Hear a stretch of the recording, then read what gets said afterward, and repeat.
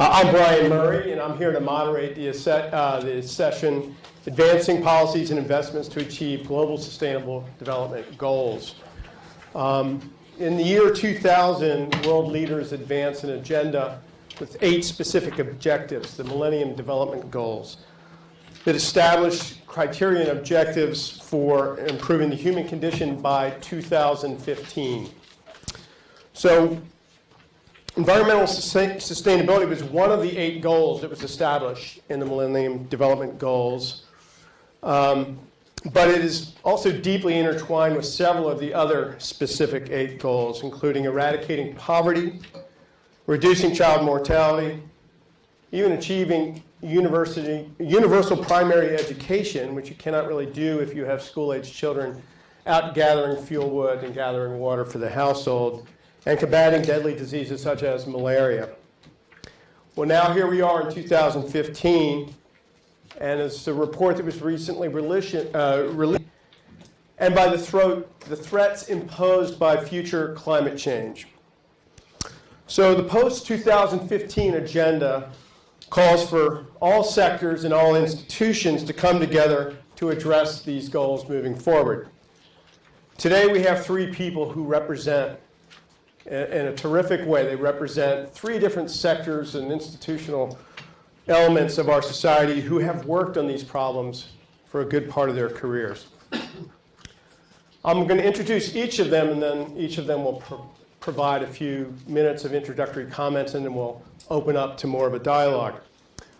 So from the public sector, we've invited the Honorable Alfred Romualdez, who is the mayor of Tacloban City in the Philippines. Almost 2 years ago this week, Typhoon Haiyan, or as it's known locally, Typhoon Yolanda, ripped through the Tacloban City with winds in excess of 240 miles per hour. It laid about 90% of the city's infrastructure to waste. It killed 6,000 people. And over the last couple of years, it's hard to imagine that anything else is occupying Mayor Romualdez's mind right now, other than bringing Tacloban City back to a thriving urban center, which it has been, and as he'll explain to you, has become again. He's overseen the efforts to rebuild and restore the city's economic and natural infrastructure, and has been forced to take stock of the importance of resilience, both natural and human, under the prospect of rising sea levels and more intense future storms. He has been a vocal advocate of the need to incorporate climate adaptation into municipal planning. From the academic sector, we have Professor Subrendu Patanayak. Subrendu is both a product of Duke, getting his PhD here back in the early 90s, not long after I did. He and I have worked together for several years at 2 different institutions, but right now Subrendu is a professor of public policy at the Stanford School, has a joint appointment in the Environmental Sciences and Policy Division at the Nicholas School of the Environment. He's a fellow with the Global Health Institute and has a secondary appointment in the Department of Economics here at Duke. Subrendu's research spans many domains, but of particular note for this session is his work getting cleaner burning cook stoves into the field in poor rural villages and assessing how they affect health, environmental, and economic outcomes. And then from the private sector, we have Jim Rogers. Jim was president and CEO of Duke Energy, the largest electric utility in the United States, from April 2006 until July 1st of 2013. He stayed on for another year as chairman of the board, and over the last year and a little while, he has been a Rubenstein Fellow here at Duke University. The Duke University and Duke Energy are not the same organization, although they have a common history with the Duke family tobacco. His book, released this August, is called Lighting the World. It explores the issues involved in bringing electricity to over 1.2 billion people on Earth who currently lack it. It was published by St. Martin's Press in August. The book asserts that access to electricity should be recognized as a basic human right. So I'm going to now ask Mayor Alfred Romualdez to come and provide us with a few introductory comments about his experiences in Tacloban City, and then we'll move on beyond that. Thank you.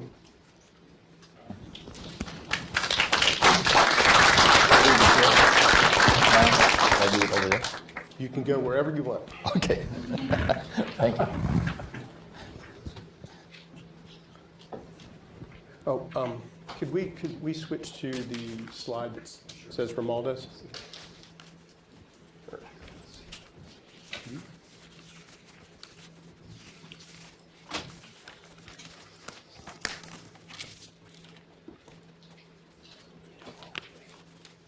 That's it.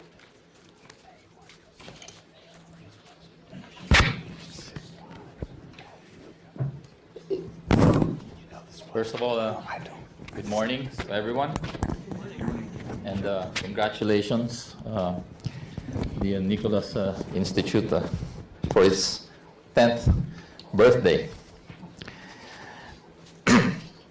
And thank you, Dr. Mary, for the introduction and for inviting me here. It's my first time to be in Durham, city of Durham, although we were in high school together with Dr. Mary in Georgetown Prep. Let me share a few important facts about my city. Geographically, Tacloban is within the Pacific Ring of Fire and the Pacific Typhoon Belt, where about 20 storms pass annually. In spite of those realities, Tacloban has registered high economic growth rates and in recent years. Its residential population is just 250,000 people, but it has become the hub of commerce, education, and governance for 4.2 million people in the region. Tacloban City was among the top 10 most competitive cities in the Philippines, but on November 8, 2013, the unimaginable happened. The most powerful storm to make landfall in recent history razed our city to the ground. Typhoon Haiyan brought winds gusting up to 240 miles an hour, a storm surge that went as high as 7 meters. Approximately 6,000 people died, half of that from the city of Tacloban, and more than 1,000 went missing. Local forests, infrastructure, utilities, local businesses suffered heavy damage. That was almost 2 years ago. Today I will share a little about Tacloban has emerged from that desperate state to reclaim its role as an economic hub to its region and moving forward to more sustainable and more resilient. During the immediate aftermath of Typhoon Haiyan, international NGOs, aid agencies, foreign governments were among the first responders, significantly augmenting our incapacitated rescue, retrieval, and relief mechanisms. In fact, the United States military played a major role here. Even in the midst of so much suffering and competing priorities, we had to pause and come up with a sustainable plan for recovery and rehabilitation. We wanted to avoid causing more harm or wasting resources on hastily conceived solutions. To this end, the Tacloban City government partnered with UN agencies, UN Habitat in particular, to craft a recovery and rehabilitation master plan. Building Back Better must focus not only in our infrastructure, but more importantly on the lives of our people. Our plan must cover basic services, public safety, good governance, environmental considerations, and reintegration of our displaced population through livelihood and housing interventions. In the planning stage, we identified short-term, medium-term, and long-term goals. The aim wasn't merely to restore pre-disaster conditions, but to establish new mindsets among our people to build back, to be more sustainable, more resilient, and more competitive. This required collaborating with different sectors of society to ensure inclusiveness in policy-making decisions and in the design of programs and recovering our role as the business hub of the region. Today, close to 2 years, we simultaneously implemented what we can of our plans and continue to refine those plans. Tacloban has mostly bounced back. So much so that already we are expecting a 30% increase in our revenues by the end of 2016.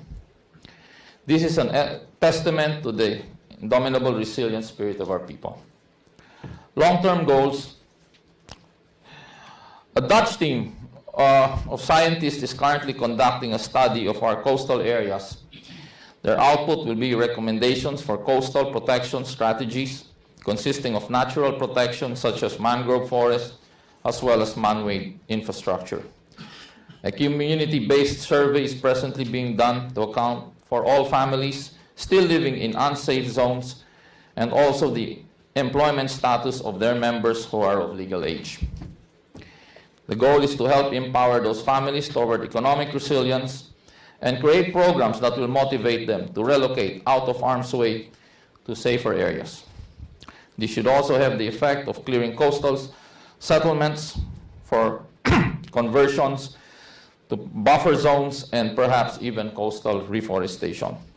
We are now ensuring that all reforestation efforts in our city use indigenous trees, which have been proven to be more resilient to local hazards than exotic species.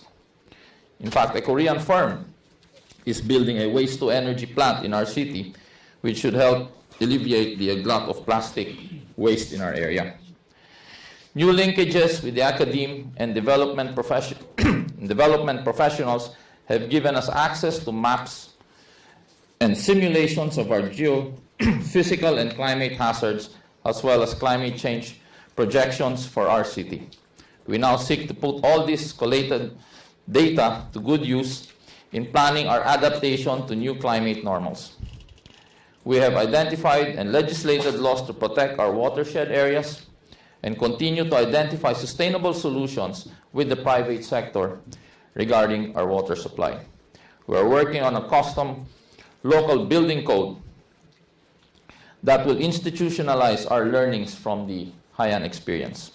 A new township that we call now the Tacloban North is being built primarily to relocate our displaced population, but it will also become a satellite urban center for existing high-density development in the south. The area is more than high enough, above sea level to be safe from tsunamis, storm surges, and projected sea level rise in the region. And lastly, our planners are putting all of this together in a significantly revised comprehensive land use plan. In the long run, my mandate as an elected chief executive is to get things done. The challenge is to foster the linkages that will translate all the lofty knowledge we learned and we gleaned from development professionals into plans that can be implemented and owned at the grassroots level. We need periodically to review and update those plans. We want our people not merely to adapt to these new ideas, but also to be directly involved in envisioning and building a more resilient, more sustainable future in our city. And thank you very much.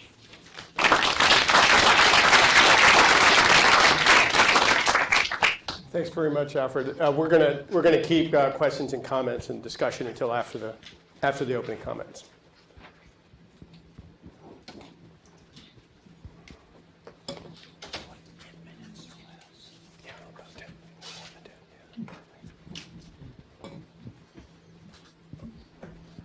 You ready, Brian? Yes. Mm-hmm. Happy birthday, Nicholas Institute. So I think I'm on the panel here mostly to illustrate how research can take on an absolutely compelling environmental policy problem and try to offer some solutions if done right. Okay. And the context in which we are going to do this, move away from the terrible natural disaster story that we just heard to a human-made disaster that we are facing. The fact that there are billions, half the world, that lack basic energy in cooking. Just think of what you did this morning to make yourself the first cup of coffee or tea or whatever inspires you to get up and get out of bed. If you could have done that by having to first walk for about 2 hours, carry a bunch of wood. If you've ever camped, if you've taken the wood from just the campsite, the camp counselors place to your little stove joint. You would know what it means to haul this, light it, tend it, deal with the fire, then you get your first cup of coffee. Okay? This is what people are doing day in, day out, everywhere in the world. And it's absolutely a humanitarian crisis in some ways. So in the spirit of what academia does, I'm going to do 3 things in the next 9 minutes. First, give you a blitzkrieg of a review on the state of the science. Okay? It's just going to be a set of slides that blast past issues. I can come back to them when we take questions. Next, I'm going to lament the lack of social sciences in solving these problems. Okay? We heard in the previous session how culture and politics makes a big difference to what happens. How seriously are we taking the culture when we want these people, not Mary Poppins, to step away and out of this crisis? Okay. And lastly, I'm going to offer some illustrations of research that are being conducted at Duke, those that I'm most familiar with, but they are just a small slice of what we're trying to do here to sort of fill this knowledge gap and sort of give you a vision of where we have to go if we are to bring knowledge in the service of society, very much in the spirit of what Duke is supposed to do and does do quite often, quite successfully. So the first point, why is burning a piece of wood to cook day in, day out for the rest of your life one of the worst things in the world? It's actually elevated indoor air pollution to sort of the number 2 killer and cause of all kinds of health problems. Okay, this is a recent report in the Lancet, well, a couple of years ago. It's right up there, okay, under blood pressure. And actually blood pressure is also highly correlated with smoke. So number 1, at the household level, it's a terrible, terrible health outcome. That's not all. The wood that's coming is not harvested sustainably like a nice pine plantation in North Carolina. Okay, it's being harvested in a completely unsustainable way, so the forests are being degraded and not providing all the great ecosystem services that we are expecting from these forests. Okay, so at a regional or local level, there are environmental consequences. But really, the problem that's elevated it to even greater global prominence is the fact that it's got something to do with public enemy number 1, climate change. Okay? Why is that? Obviously, unsustainable harvesting of biomass means that it's something to do with carbon dioxide. Not only that, that black particle, the soot, is a big, big deal and is very much in the list of climate forces. Okay, so there you go. Household level health, regional level forests, global level climate. Okay, so there's this trifecta that's sort of caused by the act of a woman walking miles and collecting fuel wood and using it to cook every morning. Forget the impacts. Just look at it from a justice issue. As I said, half the world doesn't have access to something that we all take for granted in the cooking sphere. What about lighting, electricity? There's about at least 1 billion people out there, and Jim's going to speak more to that, so I'm going to just be quiet and not steal his thunder here, right? Unfortunately, it doesn't look like even the science is sort of unfair at this point, right? So most of the research really focuses on energy efficiency and all security concerns in the developed world.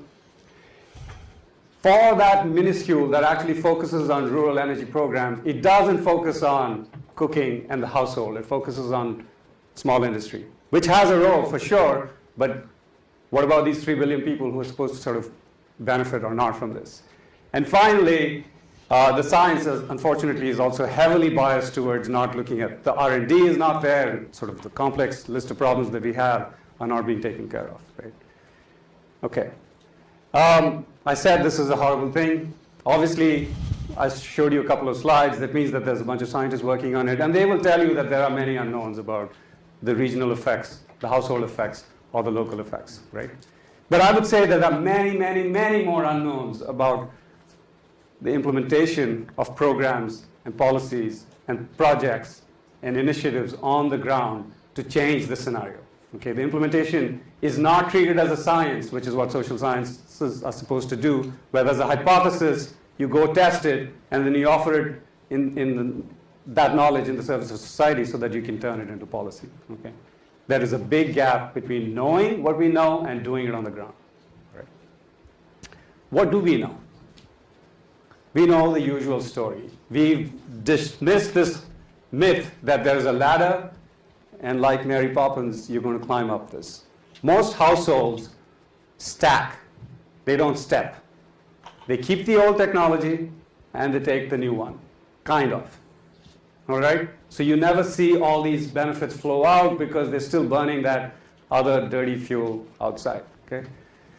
And why do they do that? Well, you know, we can come up with a bazillion reasons. The technology is uncertain, they're risk averse, etc. Okay? What we also know is that we've tended to focus on household proxies for why they do or don't, and the usual suspects. Urban, educated, well-off households have made the transition. Urban, educated, well-off households are a small sample of the world's population. That means there's lots of people who have not made the transition. Okay? Given the importance of preferences and choices and constraints, it's appalling that social scientists haven't sort of embraced this opportunity or been given the chance to sort of jump into this. And the lack of interdisciplinarity, this you've heard time and time again, the kind of thing that the Nicholas Institute helps bridge across campus. And authorship and ownership of the science itself from low and middle income country is, there's a very nice paper in Nature that sort of goes through the literature and points out how concentrated it is and how therefore we frame poor policy solutions. What we do not know is how the decision environment, the external environment matters. For example, social marketing. We know that rich and the well-off do well. But what is it that an initiative that we put on the ground, like a social marketing strategy, whether that succeeds or not, okay? We also don't know the impact of the newer technologies on things like forest and local environment, on regional air quality and climate, okay? And therefore, we are not able to say much about the prospects for rural households, okay? One example. This is a project that the Provost and the Global Health Institute funded to get a bunch of scientists from across the university, from the medical school, from the Nicholas Institute, from public policy, from economics, to not fight with each other for 3 years and do something useful, okay? So there was bunches of us staring at that biodigester there. It's a pit in the ground. It's supposed to produce biogas. And I was going around measuring urine, and I know nothing about this, right? Why is it important? Because this technology apparently reduces fuel wood quite a bit compared to a traditional way of cooking. And it also improves air quality substantially, including PAHs, which are not just related to acute respiratory infections, but cancers and other things like that. Okay. Another crazy idea. Why is it that more people don't do this? Well, if we give them a lot of information and do an extensive promotion campaign, we bribe them by offering them subsidies, we give them choices between a dirty technology, a somewhat improved technology, and a brand new technology like an electric stove, they respond. So a randomized control trial shows that even in a rural area that's remote, that's off that energy transition solution set, we can get a massive impact of doing something which is sort of salient to what's the conditions on the ground. There are other works. That same study also shows that local institutions make a big difference. These are examples of what I would call implementation science in play. Okay? The differential effect of an NGO that is trusted on the sort of the relative impacts of the intervention are illustrated through this graph. Okay? My colleague Alex Pfaff, working with sort of the god in this field, Kirk Smith, has illustrated that if you do not consider household choices, you might end up thinking that clean stoves actually ruin health because the people who are sick are tending to adopt the new technologies. So you have to sort of do some adjustments on these grounds. Lastly, what should we do? Certainly make energy studies more socially oriented, interdisciplinary, pluralistic, diverse. As Brian nicely set up, We've moved on from the Millennium Development Goals to Sustainable Development Goals. Energy has become one goal by itself. And so there is an opportunity to take our small little studies and speak to the bigger dimensions here. Change the rhetoric which gets caught up in the rights to emission and focus on energy access, the right to energy, which is a completely different dialogue. It sort of helps you break out of the gridlock. And finally, there have been previous attempts at rural electrification. If you read the introduction to Jim's book, that's the story that will come out of that. There have been attempts for off-grid expansion. Those are the places where we should draw the lessons from. If we are able to do that, there are lots and lots of initiatives around the world where the science is lacking, and we could feed them so that they aren't just doing things without knowing. So we can close that gap. No one is going to say this is easy, and so we can take the questions later on.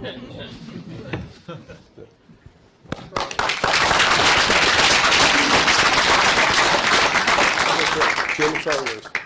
I think it's appropriate to leave that up.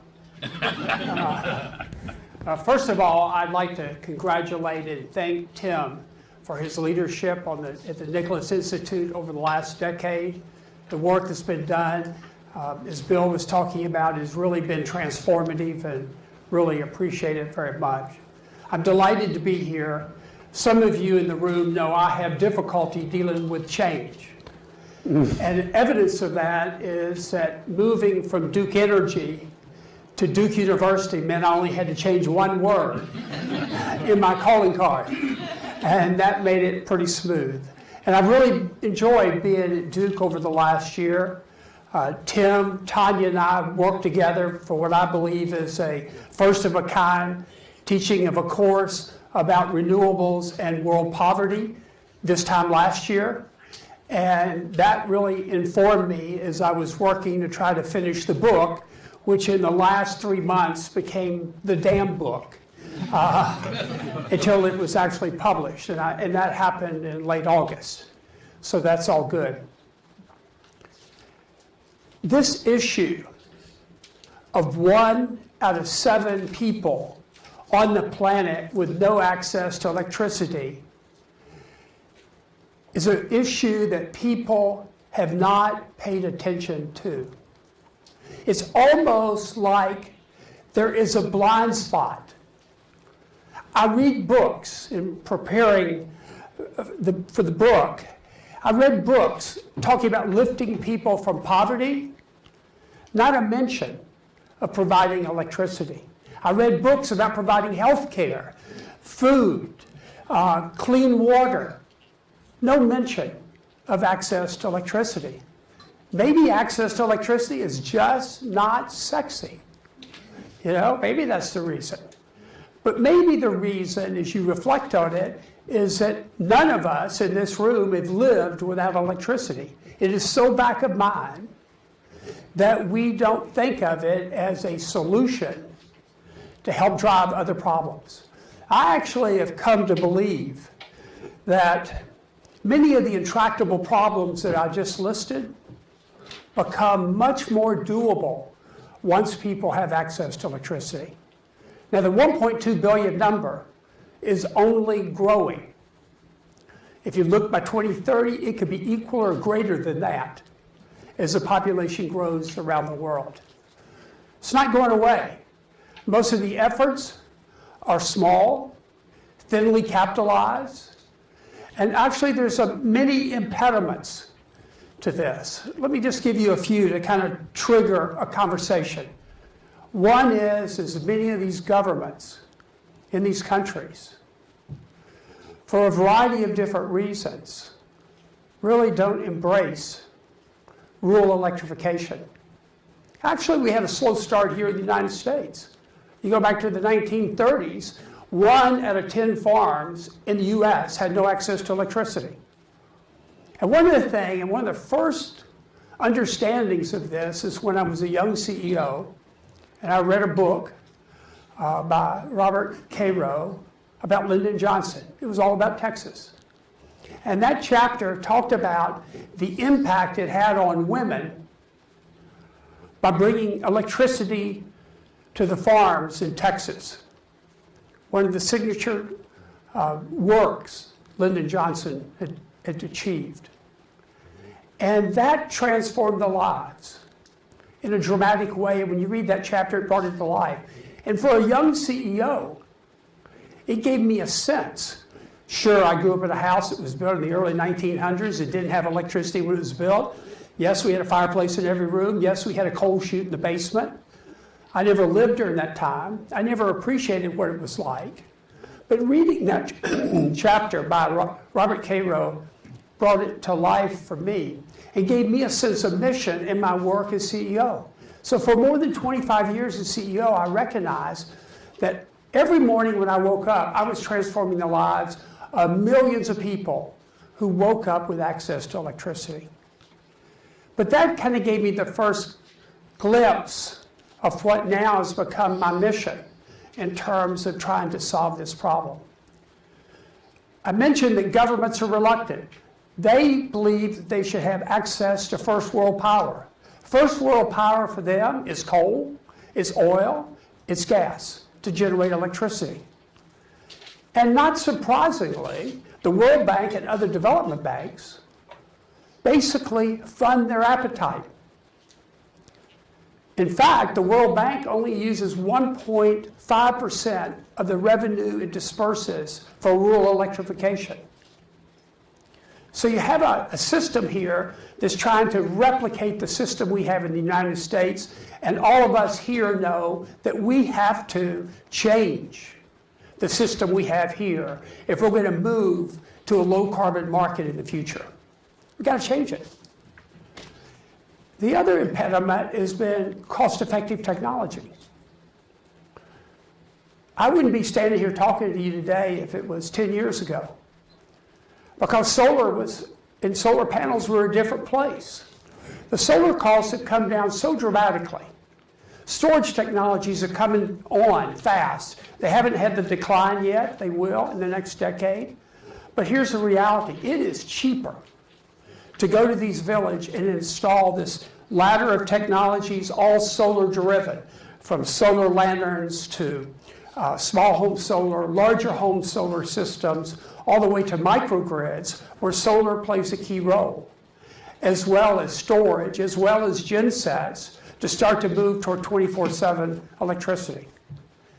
And that technological development, it makes it, and this is kind of counterintuitive to people in the US and in Europe, and these high-income countries around the world. It's counterintuitive to think that solar would be cheaper than building a big central station plant, transmission, distribution, essentially extending the grid to the rural areas. So the challenge now, and I actually think in writing the book, I came to believe that if we can take on this mission of bringing electricity to the 1.2 billion people, it will give us insights in terms of how to deploy solar, how to deploy storage, how to do microgrids, that will allow us, as we modernize our grid in the US and in Europe and other high-income countries, it will allow us to think differently. And there will be a lot of reverse innovation that will come from doing the right thing. Because to me, as I said, access to electricity is foundational. It helps solve a lot of other problems.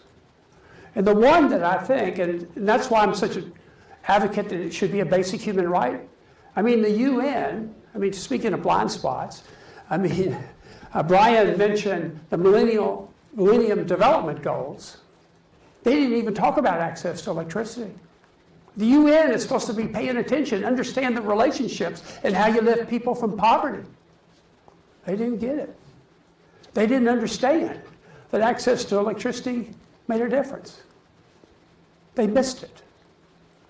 The good news is, 15 years later, because there is good news in life, if you're an optimist and you work hard, 15 years later, at the end of September, they issued the Sustainable Development Goals, and as you saw on the slide, access to electricity was number 7. So it's now in the right place, and hopefully that will help shape governments going forward. The other work that has to get done, government's thinking needs to turn around on this. one of the reluctance in these countries is because if you build $1 billion plant, the possibility of a little corruption, much greater. And these countries are not without corruption. I'm not going to even try to characterize America. But they basically have a bias. Because if you're installing solar panels, 5% of a solar panel, 5% of a village, not a big number. So you have that bias. You have this first world bias that I talked about earlier. You have the bias of the development banks around the world. And so you put all that together, and there's a underlying political question that I tried to jump into. Said it softly because I really was more about putting a spotlight on the problem so people get it, because people don't get it, obviously. Even smart people don't get it. But also hoping to inspire young entrepreneurs and others to really try to solve the problem, to raise the capital, to make it happen. But the other thing is, there's a political consequence here that's not obvious either.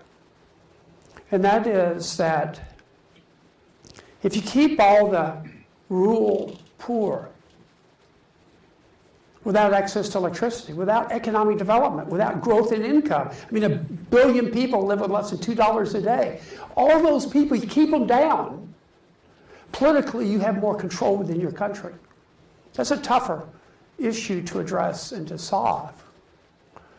But I believe ultimately having access to the internet will be a basic human right, in the same way the UN found clean water and sanitation a right in 2010. They'll find access to electricity a basic human right. So we can have access to the internet, because so many things will come through the internet in the future. Whether it's education, whether it's healthcare, go through the list. But the opportunities are great, so we have to be on the road. And every year we delay in bringing electricity, these people fall further and further behind. Because the world, I mean, think about how different the world is now than 10 years ago or 20 years ago in terms of how we use the internet. If the internet is a key to our success as people in the future, they need access. And they have to have access to electricity first to make that happen going forward. So I think this is a great challenge for the people of this planet. And we are blessed because technology has driven down the cost of solar, where they, and you know, because the debate, I mean, I see it every place. Actually, it was in the Wall Street Journal editorial today. Do you give people electricity that's like solar panels? Such a false dichotomy. Do you give them electricity, or do you help them with malaria? As if it's an either or thing. That's just wrong. And the answer is, because solar is so cheap, we can do it without exacerbating the carbon, growth in carbon on our planet. So the opportunity is great. I'm really excited. Spending this time writing the book was good for me. It took my mind off the domestic energy and environmental issues. That was a blessing in a way. But it actually gave me a fresh and new look. And this is the surprising part of it. I get trying to solve the problem. But it gave me an insight in terms of how we think about energy and environmental issues in the U.S. That's for another day. But it gave me just a fresh view that I think is going to help me think about those issues going forward, and will help you think about the issues. Thank y'all very much.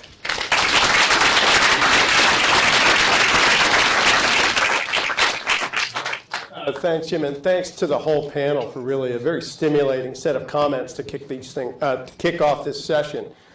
I think what I'm going to do is I'm going to put out sort of one meta question or issue to discuss for all of the panelists, and we'll see how we're doing on time, and then we'll turn to questions from the audience. But the issue that I want to raise is the notion of leapfrogging, and Jim refers to it. You know, he states a vision in his book. He articulated it here without, I think, actually using the term leapfrogging. But this notion of not being encumbered. So if you look at a developed country like the U.S. or Europe, you're encumbered by the infrastructure that's in place, the fossil dependence, et cetera. And the notion that you can just kind of leap beyond that in places that don't have the infrastructure is sort of a vision for how you might be able to do this in a way that is non-historical in the sense of how we developed our power. Leapfrogging, well, Alfred, I get to call him Alfred since I've known him since he was 16 years old, but Mayor Romaldis is living leapfrogging every single day of his existence right now. He is trying to rebuild a city that lost, for instance, 90% of its power infrastructure, still has not recovered all of its drinking water capacity, had to haul 400,000 tons of debris into a landfill and build a new one. This is leapfrogging on a day-to-day existence, and I'm sure he has some sort of practical experience to draw from. And so Brenda really talks about not so much the large discrete change, but continuous change, the transition to better systems of energy. And I might even say would have a cautionary tale of looking before you leap.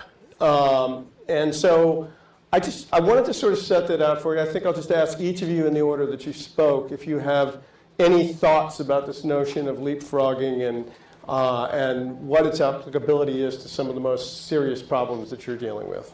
Alfred? Well, in my case, obviously I look at it from the perspective of an elected official. And definitely when you make decisions, people look up to you and say, you know, we gave you the mandate, and we expect you to make tough decisions that will, you know, point toward the direction of sustainability, resilience, and something that you can sell to the public. And what's important as an elected official is really gathering all those data and getting together with different expertise, different people with special knowledge and expertise on different subject matters, and now bringing that to the people, translating it to them, and having public hearings and consultations so you can build up your social capital. And that's very important to me because, you know, you have to prepare the next generation who start asking, why did you make those decisions 20 years ago? Then you have to show studies that were conducted during that time. And those studies should be continually visited, you know, as time goes by in order to, you know, to update and to strengthen it. And of course, the elements of resilience and sustainability should be there. But more importantly, it was difficult on my part because we may be doing something that later on would be wrong and we'd have to redo the whole entire thing. So it's coming up with a master plan and calling people from different fields of expertise and, you know, and talking to them and relaying that to the people, because at the end of the day, you may have beautiful programs and policies, but if you can't sell it to the people, then it's not going to happen. So yes, that's where we are at. And it was difficult because I'll give you an example. Japan International Cooperation Agency came to us and said, we are going to build a 4-meter wall around your city, which is about 4 meters wide. Then I said, I cannot answer you yes or no because I'm not an engineer. But can you show me a study showing the economic and social impacts it will have?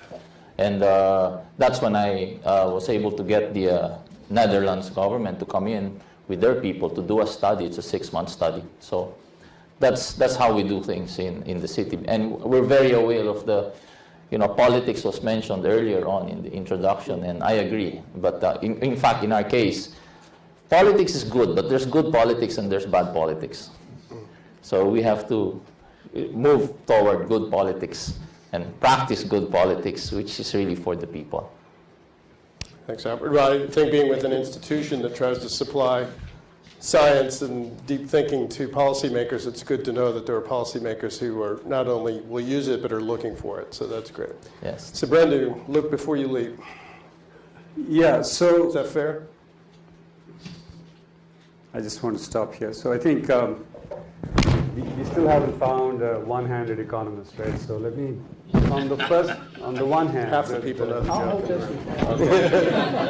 joke. The good news is, let me just talk about our project. So I pulled up the slide because this is an improved biomass stove where you're still using wood to burn. And our grant from the USAID was to study that technology. And right from the development stage, we knew that this was a non-starter. And we did the unconventional thing of, because we are a university and we can tend to ignore most rules, of putting something on the table like an electric stove, which was a leapfrog technology in that it is not being considered in most of this discussion about cooking. Okay, the grants officer was upset, but then they were very happy when we got this massive uptake. Right, that was a huge, huge effect. So we left almost all the science. Okay, so that's the good news. You have to come up with something that is out of the box. The bad news, I think, is that as we discovered, there's another picture, some people may have seen it, me carrying stuff on my head up a Himalayan hill. I think it's hard to leapfrog over institutions, culture, politics, laws, and build a supply chain overnight. It's interesting to have a little experimental study, maybe even a bigger study demonstrating something. But those of us who worked in these places all around the world, looking at Randy here, there's all kinds of challenges that you face. You might find something that works for a study when scaling up without fully respecting the capacity of the context in which you know, for Kenya to do something different or Mongolia to scale it up. I would say there's a cautionary note there, that we have to get all the ducks in a row, full court press, that kind of terminology that we work with. We have to have all the ducks in a row before we can push this out. And we can do that when we elevate a problem like this, as Jim says, to the Sustainable Development Goal level, where high-level leadership at the international level, national level backing, and the ground troops, the NGOs, the donors, the local governments, the households and the communities are sort of pulling for the same thing. One off thing here and there, I just think there's no chance of that. Well, Brian, I think the comments both by the mayor and professor here are right on the money. You know, one of the lessons, Joe Hale here, who co-founded with me Global Bright Light Foundation, and we've distributed 70,000 solar lanterns in different places around the world. And our experience has been, if you here in the US and probably Europe, we think, well, who doesn't want electricity, right? It's kind of a natural part of life. But you go into many of these villages, what we found is really quite difficult. It's not an automatic laydown. Africa has a unique set of problems because people have dumped junk technologies on those countries for decades. It didn't work well. So there's a natural suspicion. Every tribe, every village is different. And I think our learnings have been to leapfrog. You got to do it the old-fashioned way of finding leaders within each village. If it's a village leader, if they embrace the technology, that increases the probability you get the distribution right. If you, and the key I've found with the companies that have been most successful, they didn't go in with people that looked like us in this room. They recruited villagers to actually do the marketing. They trained them to do the operation and maintenance, and it created economic development at the same time.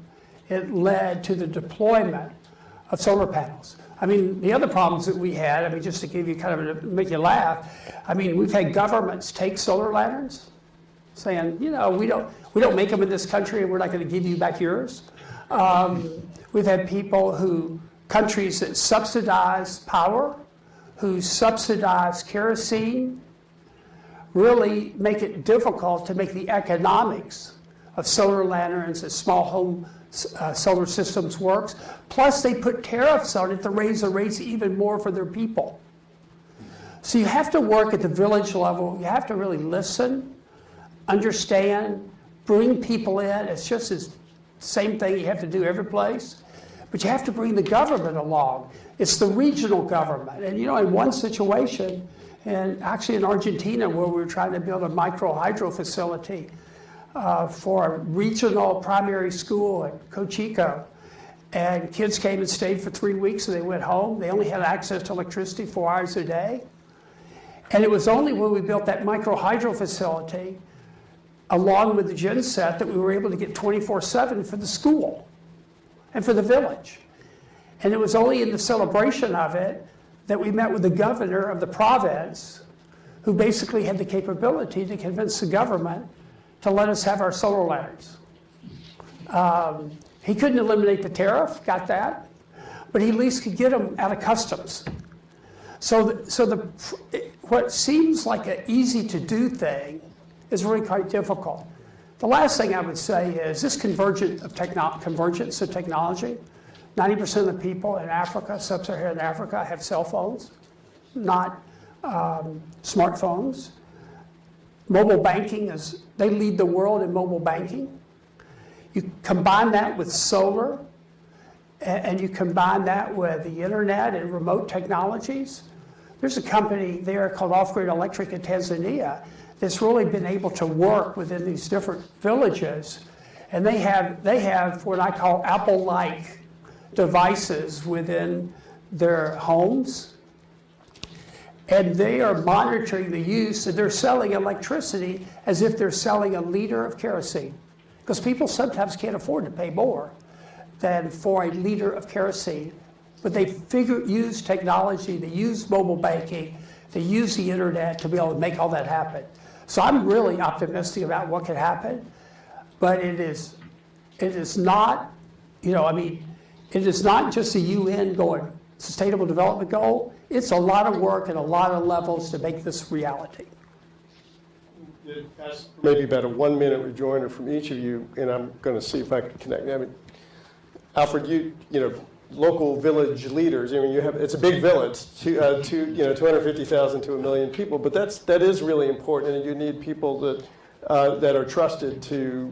I think it's a given in our area that electricity is a basic utility that is a must. But the problem we have now is the lack of technology and how do we now install transmission lines. Like my problem, I have typhoons, I have winds up to just 100 miles an hour, and those posts start falling. And it hits houses, and it takes us a day just to clear them. Before it used to be wooden transmission lines, wooden posts. Now it's concrete. So when it falls, and because the lines now are so sturdy that when one post falls, you have like a couple in the entire avenue all down. And it takes us a day just to clear it. And also to put it back up is another thing. So I think there must be more technology. Hopefully, maybe, we'll have wireless electricity later on. So Brenda, and then I'm going to turn to the audience. I mean, I know, having worked with you, that one of the experiences you had maybe 10 years ago on a project was evaluating sanitation improvements in rural villages in India. And the anecdote that I remember, and I may overstate it, but I think it's relevant to this conversation, is in some villages they put in latrines, and then when you or another group came back a year later, saw that many of the latrines were being used for dry storage for grain. So there's sort of cultural hurdles that have to be left at a very local level to make these work. Is that right, or what are your thoughts on that? So, 2 quick reactions. That photograph that stuck in your head was of the bad studies. Okay. The one that we did, they're still using the toilets. We don't do that kind of stuff. The answer is, of course, I want to pick up again on something said in the previous session. Culture is massive, right? And that's why the social scientists have to be right in the middle of the technology development, adaptation to local settings, because that's where we recognize that people are different. It's sort of connected to the previous point. The U.S. is an absolutely federal structure. Try telling Texas to do something. I don't want to belabor that point. And it's the same thing in every other country. The Kenyan chief in one part of the country has very little patience for Nairobi. And so therefore, you have to, for example, in India, if you demolish an old stove to get your carbon credits, because you're not going to switch, you have destroyed a god. you have to have some sense of how you're going to handle that before you go around smashing people's gardens, right?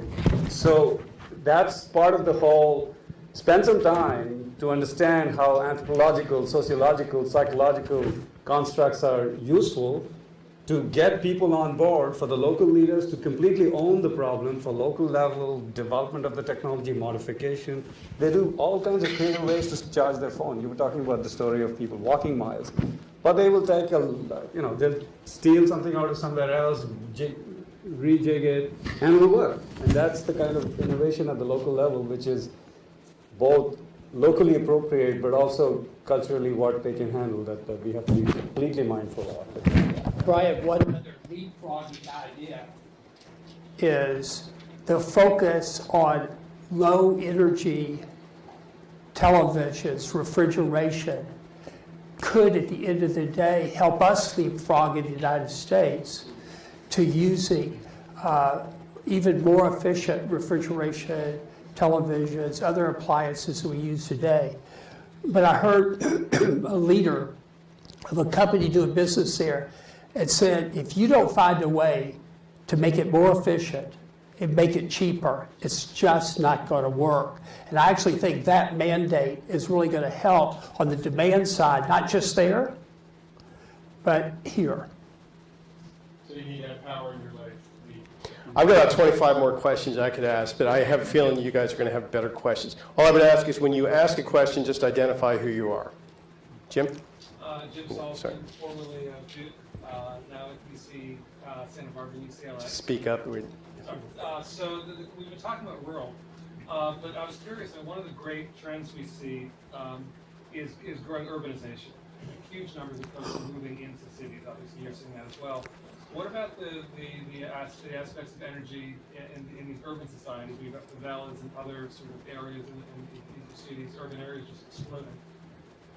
While there's 1.2 billion with no access, there's 1 billion people primarily in the urban and surrounding areas that have intermittent access, 6 hours, 4 hours, 10 hours, really unpredictable access to electricity.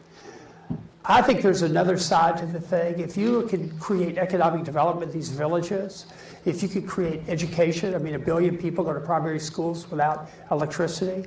If you could create good health clinics, 1 billion plus go to health clinics with no access to electricity, you will slow down in some senses that inevitable, it seems, today, migration from rural areas to urban areas. We're experiencing here in the U.S. The same migration, and everybody has electricity. But I do think you have the potential of slowing it down, and that's good. Because if you go to Kibera in Nairobi, outside of Nairobi, you go, wow, this is a mess.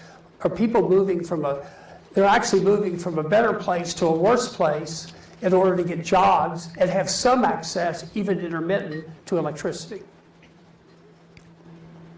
2 quick reactions, Jim. Thanks for bringing that up. I think for sure that's where we're going to get our first rounds of success, because of all these constraints that we have of doing things in rural areas. It's much easier to solve that in some ways in urban areas, and that's where we should target. There is a blind spot. There's almost like a reverse blind spot in our minds when we think about these kinds of initiatives and we go into the rural poor regions. There are lots and lots of urban poor people without decent energy, and that's an easy win which we should be going after. Absolutely. Alfred, as mayor of a city, would you like to speak to that? Like, for example, in Tacloban City, when we build back better, our street lights now are all LEDs that we put all around the city. But the difficulty we have in our city is that there's just so much commercial lights available, and the prices vary from $1 to $1,000, and the quality control is really bad, and it's very difficult for us to really determine what company do we invest in, where do we get this type of lights for that particular use. So there's the difficulty that I see in third way. In fact, there's so much technology out there that for us it's very difficult to access and see. In fact, just to give you an example, when we predict the weather, when we go to the internet and we check with the United States Navy, the Taiwanese government, the Japanese government, all of that, all their models are not the same. They're all different. All their forecasts are different. So, you know, in the local government, like us, then I have to rely on department heads. I have to rely now on the private sector, the stakeholders who are there. We have a thorough discussion and find out now which do they recommend. But with so this is what we're challenged. These are the challenges that we face when we enter, especially to new technology, and we want to advance our city to be more resilient. So there's a lot of things out there, but it's very difficult for especially small local government units now to chart their course and what to take. Thank you. Bill Riley? I have a question for Jim and for Professor Pepania. For Jim, first, you mentioned in passing that the World Bank has a significant amount of money that it's not spending on rural electrification, which surprises me. Jim Kim worked with Farmer Partners in Health before and clearly understands that issue. Can you elaborate on that and what the details are? And then for Professor Pepania, that issue of sanitation in rural villages, I remember reading a research that suggested that half of children of all classes in India are stunted in growth because of airborne fecal coliform.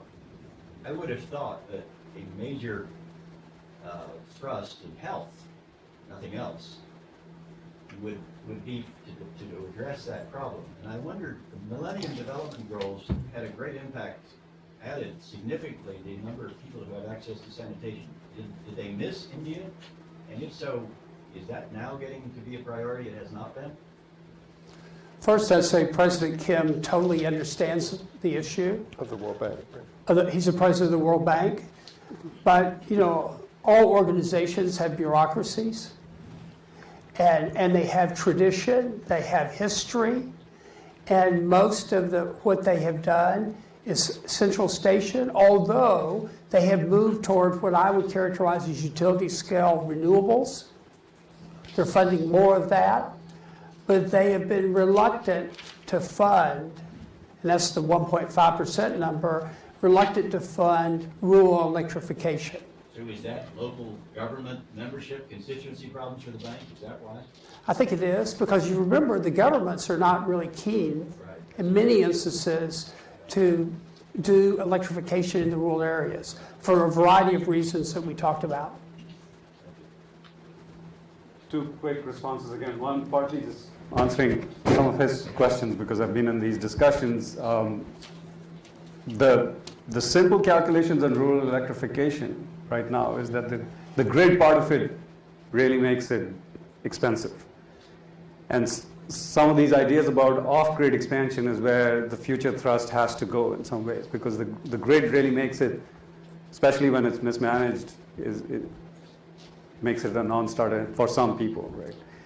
On the sanitation issue, we actually just have a recent publication demonstrating that very result, that as the result of this campaign that Brian badly remembered, the children actually, we demonstrate that the children are taller a few years out. And so we have evidence on that. Why is it so slow in India? Back to Brian's other question. Culture is a massive, massive factor. So the typical sort of quotations when we were doing the sanitation promotion, which is from where we got some of the ideas for stoves, was, for generations, this is how we've done it. My grandfather, my great-grandfather, we've gone to the fields. And who are you to tell me that I have to, especially because the technology that was being offered was not that much, it was not a super-duper toilet, it was an outhouse-ish thing. You don't have the full management plan in place. And again, as in electricity, in peri-urban areas and urban shanties where there's no place to go, there has been much better uptake. And so things used to be bad, our collective memory of things were bad, very much on the uptake, and the new government has embraced it completely, also sort of running a little bit wild without using the science that's out there. But it is a mix of culture and things are changing. Yes. Wondering if there are any, Alfred, please, yes. I'm going to prompt this, though. I'd like, if there's students out there, I want to give you a chance for the final question. So, yeah. I'd like to shift a little bit. what happened after Typhoon Haiyan hit us? The World Bank offered us a $45 million loan for our water facility. And unfortunately, it was not approved in the national government, in my national government. And it stayed there for 7 months. Up to now, it's still pending discussion. In fact, the loan that was offered to us was a 90% grant and a 10% loan. And it still wasn't approved. And this is the difficulty then when we had a conference with ASEAN mayors in Singapore and everyone was voicing out their problems, is because when we talk of climate change, when we talk of even disaster risk reduction, most of that discussion remains in the national level and not brought to the local level.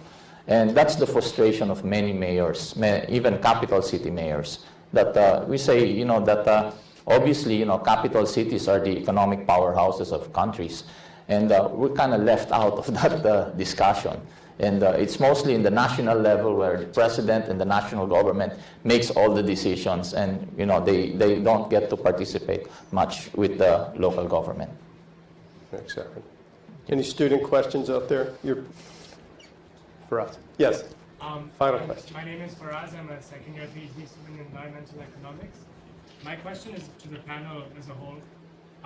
None of you really spoke about the very real concern amongst developing country policymakers that this new narrative surrounding the new directions that developing countries have to take in their energy adoption is one way of kind of passing the responsibility of climate change from rich countries to poor countries. I find that critique quite compelling, so would really appreciate you talking about why, in fact, that's an incorrect way of thinking about future energy investments in developing countries. So I think the question was, so the new narrative of the developing countries taking some responsibility for mitigation. Right. So, for example, Mr. Rogers, you spoke about World Bank funding needing to be redirected to non-coal plants. This is, in fact, a big issue in the World Bank, and many developing country policymakers think that this is one way for rich countries to, in fact, not have to make energy investments within their own borders, which they're more capable of, and essentially pass on the cost to poor countries, because things like solar energy remain relatively expensive compared to coal plants as well. Let me take a first cut and you can bail me out. You know, I've heard this argument a lot, sort of the who's really going to help solve the climate issue in the future, and what role does developing, I don't really use developing. In my book, I kind of moved to low-income countries, because I think developing and developed is got too much baggage. So I talk about high-income countries and low-income countries. And I believe that for low-income countries, the fact that's different in your question, in my mind, is how cheap solar is relative to extending the existing grid. So it's an opportunity in these rural areas to not only provide electricity to get them on the road of economic development and growth, and increasing capability to pay, better education, better medical care. You can get them on this road, and you can do it in a clean way. That wasn't really available. Not available even yet in the US relative to our depreciated infrastructure that we have today. But over time it will be, as we retire and replace plants in the US. It will become a really even more viable with or without subsidies, and that's a whole other issue. So my point, it's a legitimate point to make about, you know, the CO2 emissions per capita in the US, say, versus Kenya. That's a legitimate point. But technology is going to allow us to solve that without the finger pointing, but bringing electricity and doing it in a carbon-free way. My only last point I'd make, and I'd leave it to y'all, I think the greatest inequality in the world today, we love to talk about inequality in America, but the greatest inequality today is people with access and those without it. The starkness and the difference in their lives is traumatic. And the inequality with respect to women in the world, women will be the true beneficiaries of extending electricity to all these rural areas. We got to understand that, and that has a real knock-on effect on other parts. Your point is legitimate. But technology and new solar is going to mute that argument over time. Mr. Brendan, quickly. So I did talk about it but in passing, so I'll just come back to this, very much picking up on what Jim just said. If to change the discussion from rights to emission to rights to energy access, right? So Nancy Birdsall and Arvind Subramaniam, okay, I'm an academic, I'm listing a citation here, right? And Aditya Mattu have this brilliant argument that sort of echoes this. And it says, instead, you should think about when Denmark had $1,000 per capita per income, how much energy was it consuming? Those countries that are $1,000 per capita income, they should be eligible for that today, at least, right? History as a guide to how we should go, and not so much focus on definitely take the attention off the energy intensity in production, so coal, and focus on energy intensity in consumption, so that's how the access should be defined. It's a very compelling argument. Nancy is outstanding in provoking people, and that's where I would go to answer that. Yeah. Alfred, you have a chance for the final word here. When we look at climate change, I think, especially in the Philippines, we look at it, we cannot just solely blame industrial countries for that, because there are many causes for climate change. In fact, in the city of Tacloban alone, about 100 years ago, we had a similar storm that we had 2 years ago, and it killed 15,000 people. And obviously, the pollution was much less 100 years ago. And when we look at that and we see that, and we now look and say that, like after the disaster in Tacloban City, we had your 7th Fleet was there, the British Navy was there, and we saw that hundreds of millions of dollars were spent. So when I was in the World Bank last year, I was telling members of the World Bank, said, why don't you help these countries that weren't or that haven't been hit by a disaster yet? Anyway, you can identify, countries now that are prone to disasters. And if you invest in these countries earlier for disaster preparedness, then we can better prepare these countries, for a devastation or a disaster that would kill and destroy property. So there's another way of looking at it, and this is how we're looking, because it's still debatable what causes now climate change, and but while we're at it, we start helping countries and look at it not as an expense but as an investment. And later on, when you respond, it will be much less in terms of cost. Well, thank you for that final word, and thank you for a wonderfully stimulating panel discussion and for all the great questions we had. Thanks.